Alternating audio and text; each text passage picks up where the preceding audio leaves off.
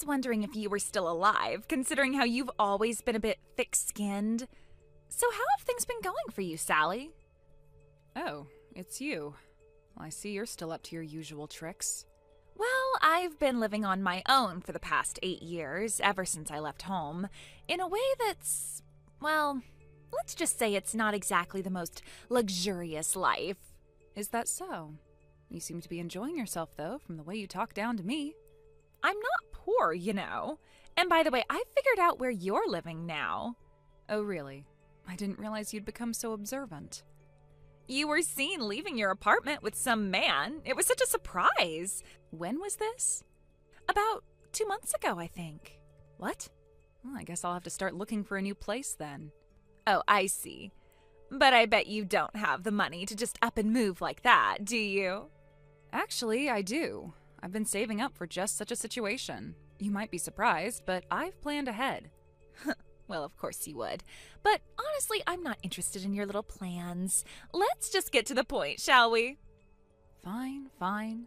You seem to think I'm the same as before, but things have changed. I'm not the same girl who left home all those years ago. I'm not the one who was left behind to deal with all the drama. What are you talking about? You know exactly what I mean. Ever since I was little, everything was always about you. Mom and Dad always favored you. You were always the pretty one, the one who could have anything, and I was just left in your shadow.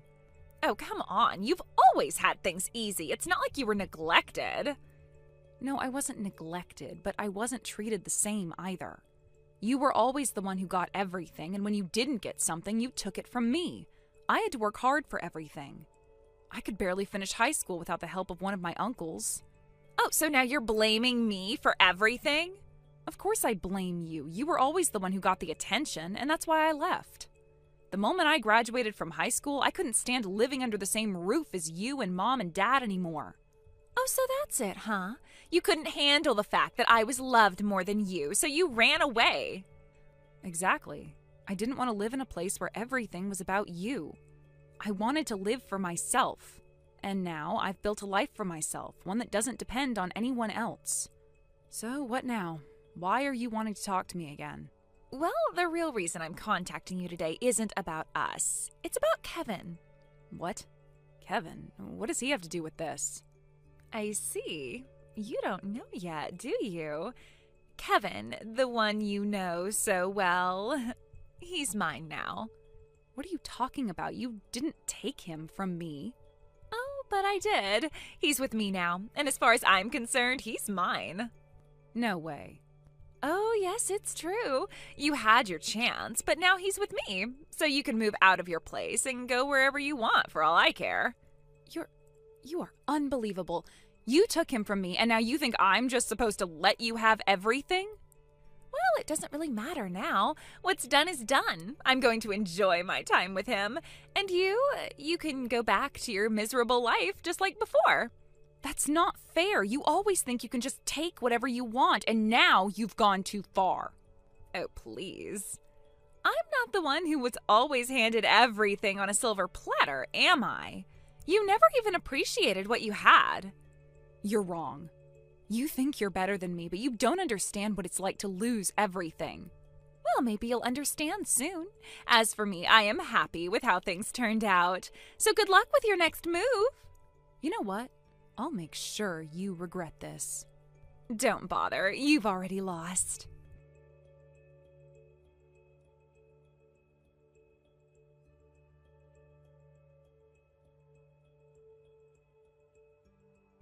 Hey, long time no see. Oh, wow. What's going on? Oh, it's nothing much. Just wanted to talk about something. Is that so? What is it? I have a wonderful announcement. Another one of your wonderful announcements, huh? The last few were not so great, to be honest. Oh, don't be like that. This one's really good news. Right. Okay, well, what's the news? I am pregnant with Kevin's child. Wait, what? You're pregnant with Kevin's baby? Well, yes. Surprised? Of course I'm surprised. This is a lot to take in. It's true. We've been together for a while, and now we're expecting. It's all happening so fast, but I couldn't be happier. I don't know what to say. Wait, so you've already gotten married? Yeah, we got married not long ago. It was right after Kevin's family went through a rough time, so we waited for the mourning period to pass, and then we got things sorted. I'm actually in my 3rd trimester now. 3rd trimester? That's so soon. I know, right? It's all been a whirlwind, but I'm really happy about it. Kevin is going to be such a great dad. I know it. I see. I guess you're really excited, huh? Of course, I'm thrilled. But you look like you have a lot to say. It's just, I never thought I'd see the day where you'd be the one having a baby with Kevin. Well, I didn't I? It's not like I'm going to let a high-spec, handsome guy like Kevin slip through my fingers. Oh, you think he's that great? Well, yeah, I mean, have you seen him? He's perfect. Smart, successful, and good-looking. Who wouldn't want someone like that? Maybe. But you're acting like he's some kind of top-tier prize. He's a good guy, but there's more to it than just his looks and status. Oh, so now you're going to downplay him? I'm not downplaying him, but you have to admit there's a lot more to a person than just their outward appearance or job, don't you think? Well, whatever. Anyway, I'm happy with my choice. But you do know that Kevin has been doing really well for himself. He's been making a lot of money with his app development business. Wait, hold on a second. What are you talking about? Kevin has been making money with apps? Yeah, he's been doing great. He's earned a good amount. In fact, he's making about $180,000 a year now. $180,000? Where did that number come from? I thought Kevin himself told me he only made about $1,500. Oh, no. He was talking about his monthly income. If you multiply that by 12 months, that's where the $180,000 comes from. Correct. And if you multiply that by 12 months, you only end up with $18,000, not $180,000. Wait, hold on. So you're telling me that his yearly income is only $18,000? Yeah, exactly. That's right. But he told me he was making $180,000 a year. Well, then maybe you misheard or misread what he told you? That can't be right. He's been working on smartphone apps and making a lot of progress. I mean, he's not doing bad at all. But that's strange. Are you sure about that? Of course I'm sure. Kevin has been making some decent money. Well, then I guess there's a little misunderstanding about his income. So you're really telling me his total annual earnings are around $180,000, right? Well, yes, that's the truth. Well, you might want to check with him again on that because I'm pretty sure he only makes $1,500 a year. Wait a second, didn't he live in a high-rise apartment building? I've seen him in that kind of place before. Oh, that? Well, he didn't live there. I was actually the one renting that apartment. You know, the place where you saw us together. Yeah, I was the one paying for it. Wait, so you were paying for that apartment? Yes, that's right. He was living with his family at the time. He didn't live in that apartment. I just let him stay there because I could afford it. Wow, that's surprising. You've really been keeping a lot from me. Well, you know how it is. Kevin didn't want to let everyone know the real situation, but yeah, I've been the one covering the expenses for that apartment. That's just so confusing. So you're telling me that he's not actually making the money he claims to? Well, yeah, he's got some debts, too. When we broke up, he had about $3,000 in debt. I realized he was trying to get me to take on that debt, so I ended it with him. Wait, what? He was trying to put his debt on you? Yeah, he was. That's part of the reason I left him. I can't believe this. I never knew any of this about him. It's true, and I know you're probably feeling a little shocked, but that's how things went down. I don't know what to say. But if you're really happy with your situation now, I guess that's all that matters. Yeah, I'm happy now. And besides, I'm going to be a mom soon, too. So I'm not going to worry about how much money he's making because I'm sure it will be enough for us.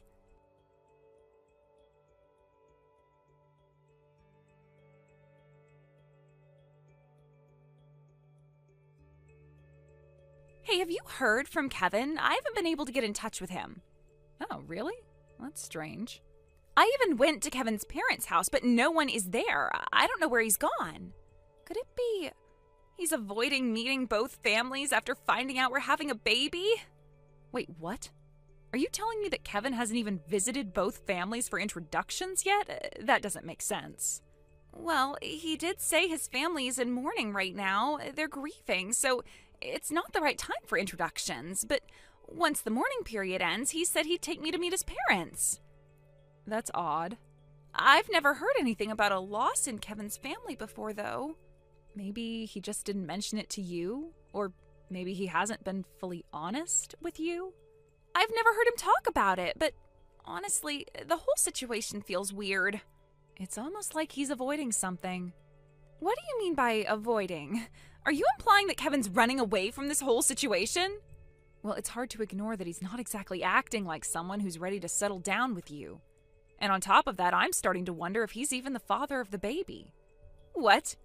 Are you suggesting that I might be wrong about him being the father? Well, that's a bit much, don't you think? I just have my doubts. I mean, you've been with Kevin for about 5 months, but this whole thing feels rushed. And when I look at everything that's been going on, I wonder about the truth behind it all. It's kind of terrifying the way you're talking, like you're just assuming Kevin's running away from me. Honestly, I think that's exactly what's happening. I wouldn't be surprised if he's not ready to deal with everything right now. You're seriously questioning whether Kevin's the father of this baby? What about you? You don't seem to be very sure about your own situation either. Look, I'm about to have a baby, and this whole thing is getting complicated. But I have to deal with it. I can't just run away from the situation. Well, I can't say I'm not worried myself.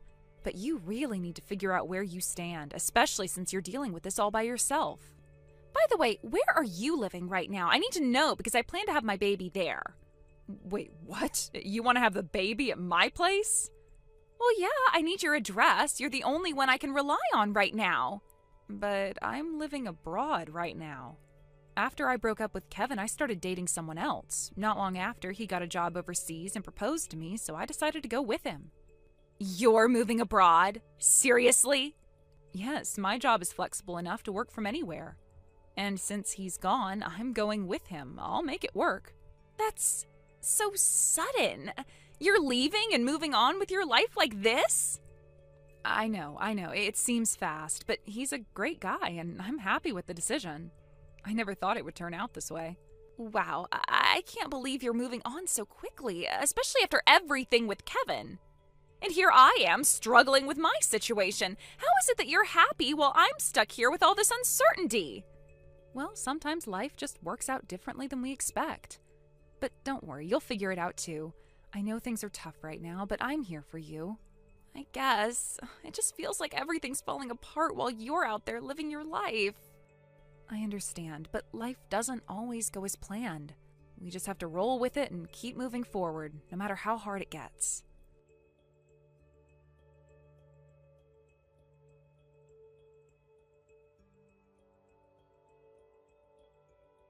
After that, I never heard from my sister again.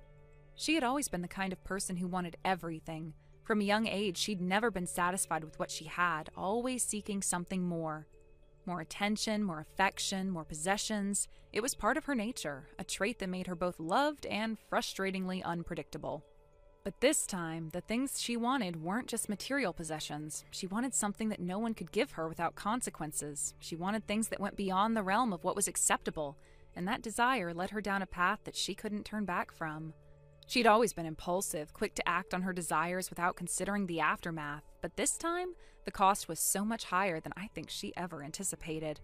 Her choices had caught up with her in ways that I could never have imagined, and the consequences of those choices were devastating, not just for her, but for the entire family.